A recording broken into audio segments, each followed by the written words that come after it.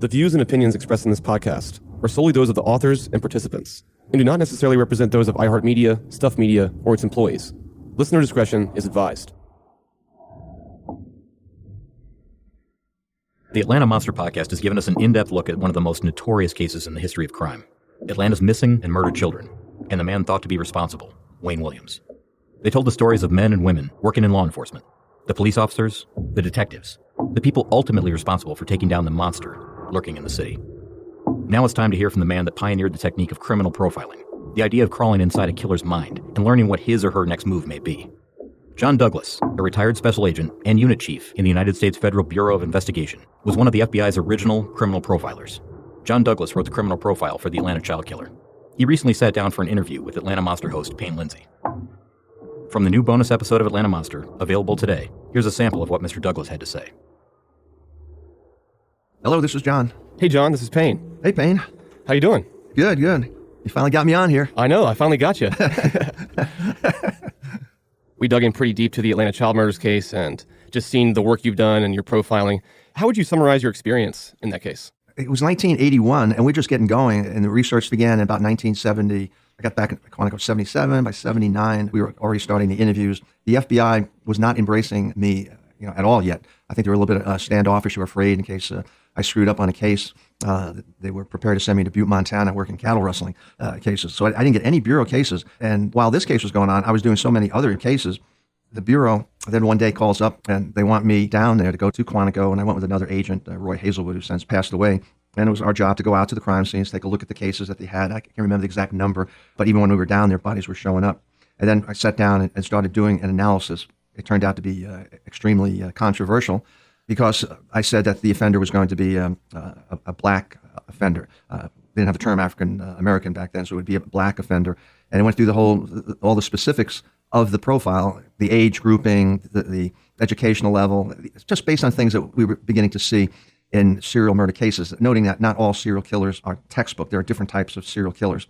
But I just started getting so involved in the case and saw so many different victims.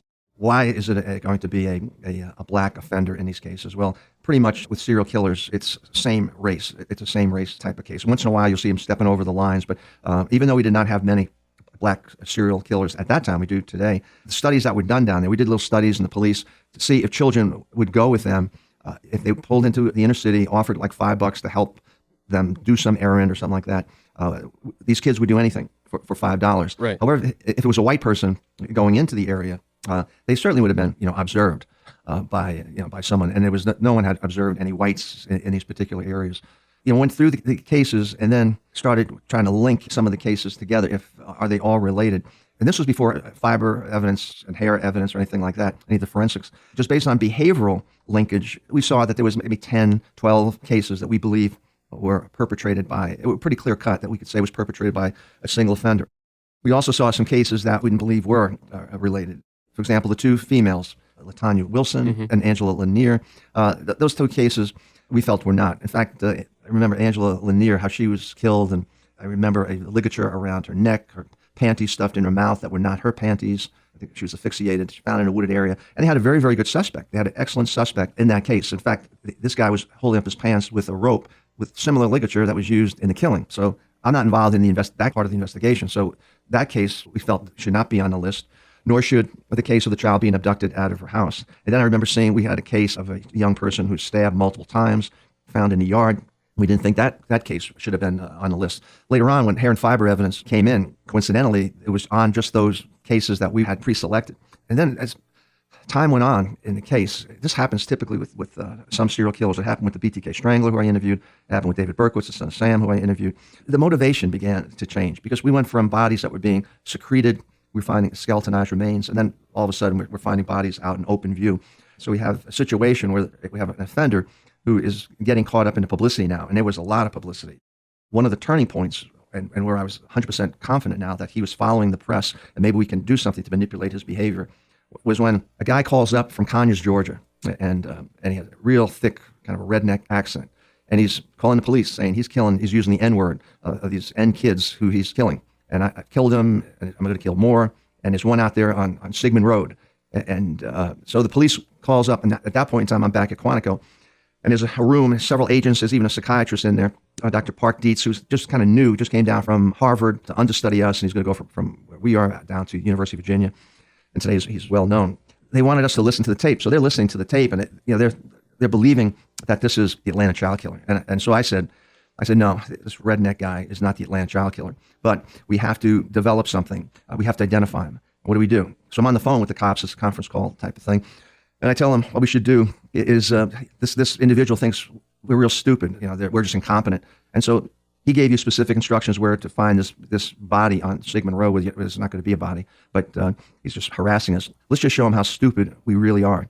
What do we do? And he says, well, all the instructions that he gave you, just do the opposite. If he tells you to search the south side of the street, you search the north side of the street. Distances, screw up the distances. And then why? He said, because he's going to call up, again, irate, and this was before the cell phones. We're going to have traps and traces on the phone, and you'll be able to identify this guy. So they do that. And guess what? Sure enough, the call comes in, you dumbasses, I told you to search a specific area, you got it all screwed up, and they arrest the guy. That story and that arrest was picked up by the local papers. And then a body would be found days later, I can't remember the exact time, on Sigmund Road. It wasn't the area where this guy who was calling in said we should find a body, but the killer saw the article, read about it, and then he kills and he brings the body and dumps it out on Sigmund Road. And so now, that's in a way, it's terrible for what he did, but it's good in a sense that we know he is following the press. So maybe we can do things to manipulate the behavior. And then unfortunately, the medical examiner started talking about the victims and talking about getting hair and fiber evidence off of the bodies. So we had a discussion. We believe that because this information came out, it shouldn't have come out, that bodies would start ending up in water. And the body of water running through Atlanta was the Chattahoochee River. And then that's when the police, the FBI, the U.S. cadets decided to stake out all the different the bridges in town. And they did it for several days. They were about ready to break it off when that night they hear a loud splash in the water. And then that's when they go up on the bridge, and that's Wayne B. Williams is up there in his vehicle. They didn't keep him there. They didn't search the vehicle. They looked in the vehicle. They could see ligatures in the back seat, some other items that could have been related to these crimes. But meaning the Bureau, they just let him off, which turned out to be a critical mistake. They're surveilling him, an overt surveillance, and he is back in his house where he lives with his mother and his dad, Homer, and they could see him in the backyard burning. They believe it was evidence. Later on, they found out it was photographs that he was burning besides papers. When they started getting information back on the hair and fiber evidence, they had enough to indict him. They bring him in for the interview, the interrogation. I was not part of that. I wish I was part of that, because I believe when he came up, he was vulnerable, and I saw him. It looked like he wanted to say something, like he would, I believe, even confess at that point. They did not get a confession out of him then. Did you ever sit down with Wayne Williams in person? No, I always wanted to do it. I'm sure he's kind of tear-ass with me because, in this case, I was censured by the FBI and then received a letter of commendation by the FBI, typical in the Bureau. They kick you in the ass, then they pat you on the back. They kicked me in the ass because I was over doing training for the military and came back and was teaching a course to correctional group. Little did I know there was media in the audience because they just made this arrest in Atlanta. And a question popped up. They said, what about this guy in Atlanta? And I said, well, if he's the one, he's going to be good for many of them. And because I said that in Bureau parlance, I was making myself an FBI spokesperson. And I shouldn't have said that, even though it was just very, very vague. So they kind of raked me over the coals back at Quantico, and they had to, slap me down and censured me. But meanwhile, months later, here comes a trial. Now they want me to go down there for the trial and provide assistance. The fascinating part of it was the trial. At times, the prosecution didn't like what I was saying. For example, one day, all the experts are testifying, and the experts that we have are fantastic. They get on a stand. They know their stuff, but I don't understand what they're saying. And if I don't understand what they're saying, these jurors here from the local community, they don't know what they're saying. So at the end of the day, we're back in a room, conference room, and they're laughing at the testimony given by the defense side on hair and fiber evidence. So they're talking about, you hear him testifying about the twist of the fibers, and oh yeah, he's totally doesn't know what the hell he's talking about. And then I get to me, and I go, what do you think, John? What do you think? You're losing the case. You're losing the case. What do you mean? He says, that guy that they have may not know hair and fiber evidence, the science, whatever, and our guys do. But I have no idea what our guys, and those guys were in the room with me. I had no idea what you're saying. You're so damn technical. You're not conveying it clear enough to the jurors. So in my opinion, you're losing. And so pretty much they want me the hell out of there. So I'm sent back to Quantico. But I don't go back right away. I got a day later. And now we're at a point where Williams is going to be taking the stand. And he initially did pretty good. But Al Binder was the defense attorney. His nickname was Jaws, a real good guy. And on this day, I felt he was doing pretty well. And the jurors were kind of siding with Williams. Maybe this guy's been wrongfully accused.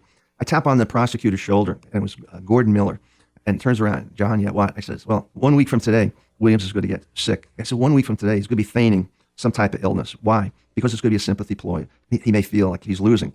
And they look at me like, what the hell are you talking about? So off again, go back to Quantico, John, go back. So I go back to Quantico, and then I get a call, John, come back to Atlanta. He got sick in the courtroom. They take him to the hospital. They found out he wasn't sick. He wasn't sick at all. So then I go back.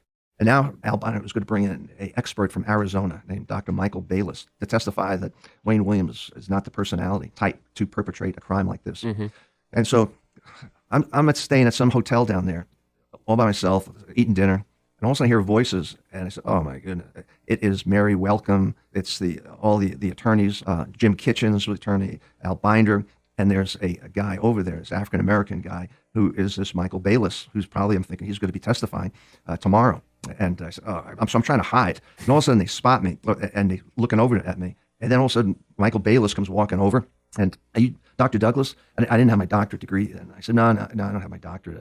So I'm Dr. Michael Bayless. And I said, yeah, I know who you are. I did a little research on you. Can I sit down here? And I really don't think it's appropriate. Please, just for a minute. And so he sits down, and he says, you said you did some background on me. What did you find out? Well, I found out what your research is. I found out you did some research with antisocial personality types, and you found one of the indicators like animal cruelty in the background, just like Wayne Williams had in his background, and some other characteristics, and bedwetting due to emotional, psychological reasons. A child could be abused. And so did you laugh when you read it? No, I said, I didn't laugh. I said, but you, Dr. Bayless, should realize that Williams does in fact fit the profile.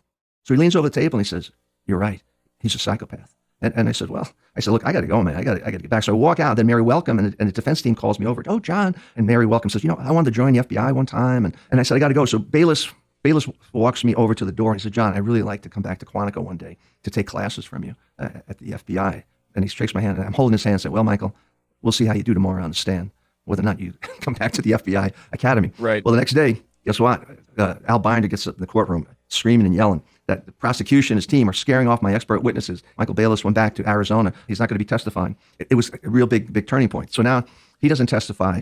And then there's another conference where they want to know if I'm going to be testifying. And I said, look, it just depends. But if it's not me, I'll bring in a psychiatrist. If you don't like my credentials, there'll be some psychiatrists who work with us. But then when Al Binder now, on the examination of Williams, and he makes him stand up, and he says, look at him. He holds Wayne Williams' hands. Do these look like the hands of a serial killer? And there he is, pudgy Williams with soft hands. At the end of the day, now, who's going to do now the cross-examination of Williams? That's going to be attorney Jack Mallard. And Jack Mallard, country southern boy from down in Georgia. And we have a meeting. I said, Jack, if he can hold his hands, you should hold Williams' hand as well. And when you touch his hands, talk in a low voice, what was it like, Wayne, when you wrapped your hands, your fingers around the victims' throats? Did you panic, Wayne? Did you ever panic? And he said, no. In a real low voice, no. And then he catches himself and then starts screaming and yelling, you want the real Wayne Williams? Well, here he is. And he points over to where I am. He says, I know you've got that FBI profiler over there, and you're trying to get me to fit that profile, but I'm not going to fit your profile. And everyone is aghast. The jurors are looking, over the fence, and they screwed up. They probably never should have let him, get on the stand. So that was kind of the turning point for the trial itself. And where the defense was kind of not prepared in Atlanta. They convicted Williams of 2 cases, but they didn't charge him in the others. But they could show linkages. Even though they didn't introduce the other cases, they could show linkages to 10 or 12 other cases. And the attorneys Binder and Kitchens, they try to argue that. They never heard of that before, but that's what they did in this case here. Is Wayne Williams responsible for all the Atlanta child murders, do you think? No. And I said it then. Some people didn't like it. I remember going to the scene of one of the crimes down there and walking to the crime scene, and there's a detective next to me, and he tells me, hey, Douglas, you did this profile here. And yeah, he says, I think it's a bunch of shit. And I said, well, good for you. I didn't ask to be here. If you don't like it, I just soon go back to Quantico. I have a lot of cases, waiting for me. A question came up to whether or not it was a Ku Klux Klan type of thing. And I believe I addressed it because usually in Klan type of cases or these white hate types of groups, the crimes are very, very symbolic. There's some symbolism involved. You wouldn't be hiding the bodies. You're hanging a body. It's going to be on Main Street, not in some wooded, secluded area. So I never saw other cases that we were looking at as any kind of a Klan-like thing. But going back to your statement, no, I did not believe, and to this day, that he was responsible for all those, all those cases. In your opinion, who else is? When you analyze a case, you break it down into different groups for motivation. Criminal enterprise is a category. Is there some kind of money involved? Is it drug-related, for example, type of thing? No, it's not that. Is it a group cause, meaning multiple people are involved? I didn't see this as a group cause type of a murder. Saw this as an individual. Is it a sexually motivated crime? There was no evidence of any that there was sex involved in these cases. But I felt what I felt was a personal cause. A personal cause, existed. To get back to your question, Payne, I looked at the history. Every year in Atlanta, there was about a dozen murders of children before this ever happened. A lot of those cases, too, were interpersonal violence cases where there were family members involved in the deaths, of the children. And who knows? Then maybe some of those cases could be attributed to Williams early on. I don't know. You have to go back to that date. What was happening was that there were entertainers coming in from all over the world, really. But you had Frank Sinatra, you had Sammy Davis Jr. Coming in for concerts. Monies, millions of dollars were coming in. So families wanted to be on that list. They were getting money. And so for you to come up and say, no, these cases are not on the list, they're not happy. What do you think Wayne Williams' motive was? I think it changed. Sometimes they'll change their motivation. I don't care how they come across in an interview or interrogation, particularly interviews or research interviews I've done in prisons. They come across maybe real confident, but really deep down, there's a lot of inadequacy. This guy here is a real failure. He was trying all different kinds of jobs, be a DJ, a little ham operator, radio station he had. His parents went bankrupt trying to support him. He really thought he was going to be developing the next Jackson 5, but he just had failure after failure. And the crimes, these are crimes of power, crimes of anger, retaliation for maybe wrongdoing or personal animosity towards some of the people that he was killing. But then what happened, because of all the publicity and all the police agencies, the President of the United States was following this case, and he got caught up with that. And then that's when he started with the challenging. It became cocky. Now you have this insignificant nobody. He'll never call himself that, but that's what he was. Became a somebody. He's got power. He can manipulate not only the victims, but he's manipulating the entire law enforcement body. All the bodies and law enforcement bodies are working this case, and he's putting the fear of God, in the community. He had a classic kind of background. He was also a police buff. He got busted for impersonating a police officer. He had the police dog, which was popular at that time. The shepherd, living at home with his elderly parents. They were old enough to be his grandparents. When you go interview him, and I know you talked with him in prison, these guys, they have an answer for everything. After so many years, no matter what you ask, he'll give you a logical answer, or that's all that's on their plate. And he just keeps talking and talking until I forget what he's talking about. Yeah, and I'll see guys, like that, and it's just, and it's hard to do. Well, you do it telephonically. It's hard to do even in prison, face to face. After all these years, if I was involved, an interview with him, he'd be crazy to admit to anything. But when I do interviews, it's different than the Mindhunter Netflix show. I'll give you an example. They'll show a tape recorder and taking notes and all that. Did that early on, but you're dealing with people who are paranoid to begin with, but not paranoid being psychotic, just paranoid, and for good reason for Williams too. Paranoid in the system where he is. You can't trust anyone. They don't trust the guards, or they don't trust anyone going into the interview. So I found out that I had to go in when I would do an interview after early mistakes that I made. Go in with no notes, just trying to memorize every aspect of the case.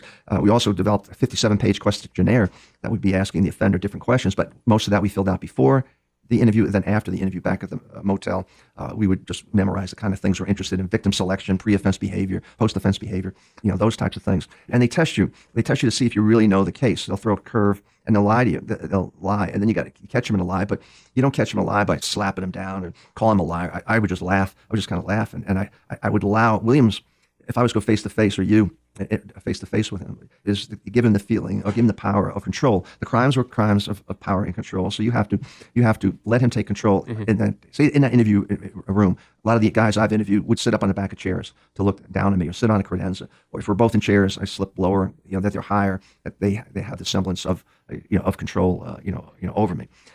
But so many years with him, he would not. He's not going to confess to anything at this point, because he's denied, after all these years, his involvement in these cases. Yeah, it seems like he's never going to admit anything. No. And it seems like he holds on to the truth, like the small kernel of truth that he didn't kill all the kids. He knows that, and so he focuses only on that. Yes, and he's right. And then sometimes he'll throw in stuff where he was working for the federal government, give the impression he was CIA or something like that, or FBI. I don't, he's some intelligence kind of guy. It's just. What do you make of that? Just desperation? Again, he's such an inadequate loser. He has to have power and control, and he's trying to give himself some self-worth. That's the only reason they'll throw out, stuff like that. Again, the crimes are manipulation, domination, and control. He did that with the victims. He did it with the police. He did it with society, down there at that time.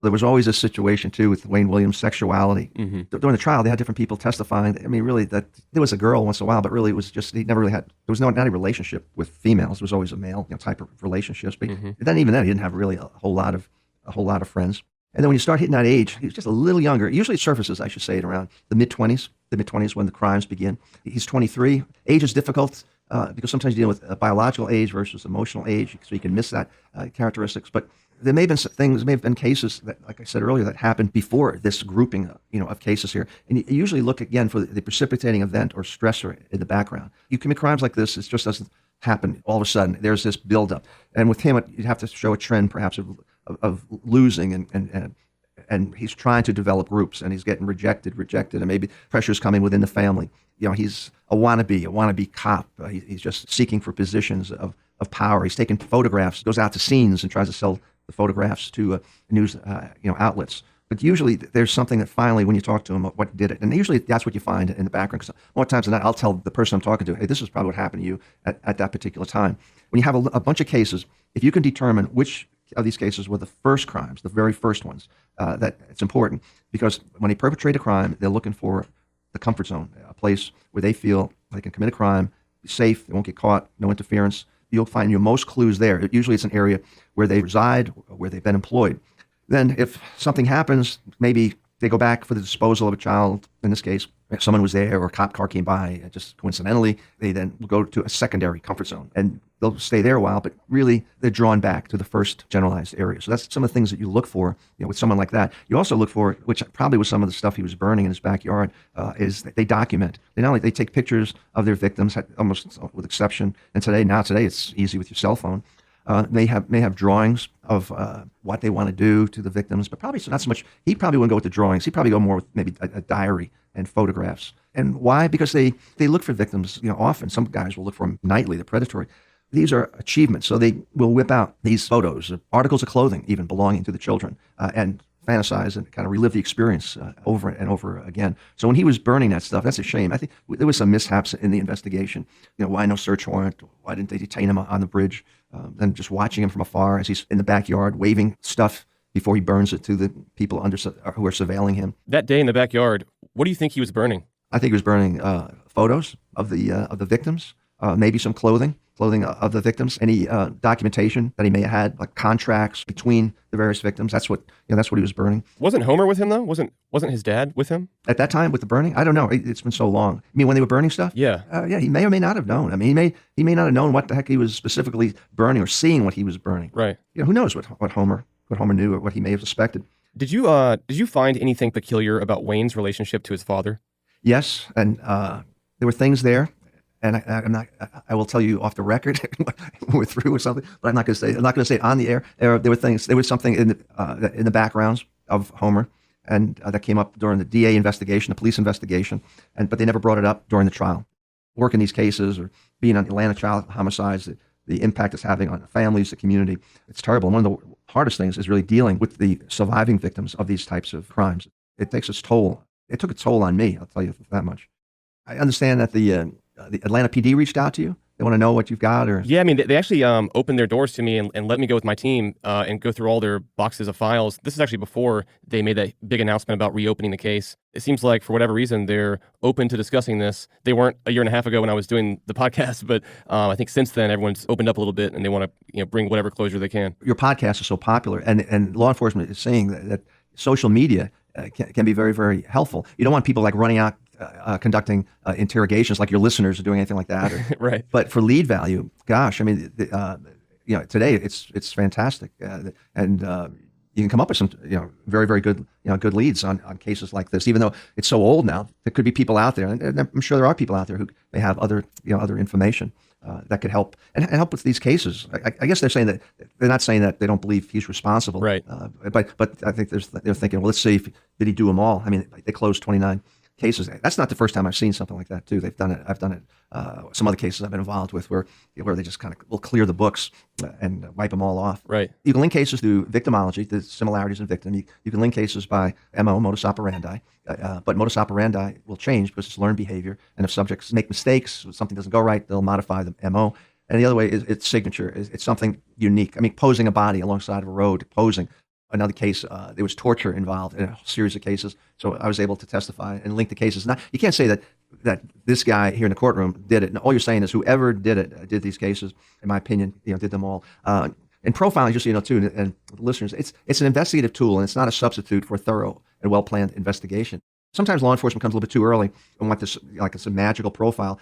In the 80s, it wasn't so much. They came for the profile because they were getting so much heat, but it wasn't 100% accepted. Probably not 100% accepted today. But it depends who's doing the analysis.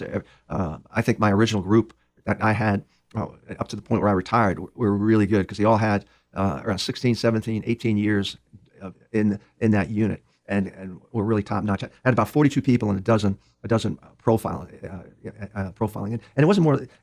We call them profiles, but they were just so much more than that. Because a lot of times you just can't do a profile. And maybe the case is not suitable to do a profile. So you have to tell the police that. But maybe hey, here's a proactive technique we can employ. Mm-hmm. Give an example. And then I'll let you go, or you'll let me go. It's when Frank Sinatra was coming down, Sammy Davis Jr. They would come down and the concert. Mm-hmm. I believe what greater thrill it would be for the killer to attend the conference, be in the audience. But you could have like 50,000 people there. But what can I do? And I suggest this. It would have been great, but it was analysis paralysis, and it never went through. And this is what it was.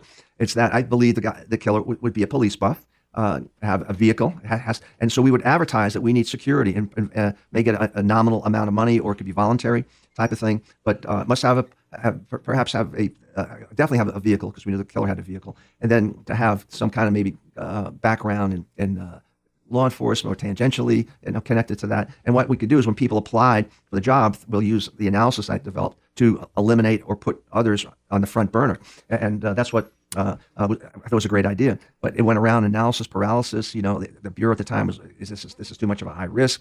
And I thought it was fantastic. So it never was employed. And that's some of the things I liked really developing for law enforcement is, if you can't do an analysis, maybe I can come up with some kind of proactive technique to try to get the guy. And right. Sometimes it's better just to do it. And if, rather than ask for permission, ask for forgiveness. They say if you screw up, just go ahead and do it, rather than ask. Because sometimes they just analyze. And that would be a question. If you ever get to interview him again, Payne, ask him that question. Did he ever go to those concerts? I heard that he did. Or is planning to. Ask him that if you ever talk to him in the future. I'm pretty sure his dad was there because he was taking pictures. Oh, really? Oh. So I would think that Wayne would also be there.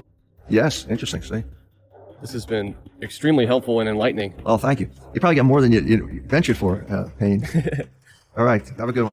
You too.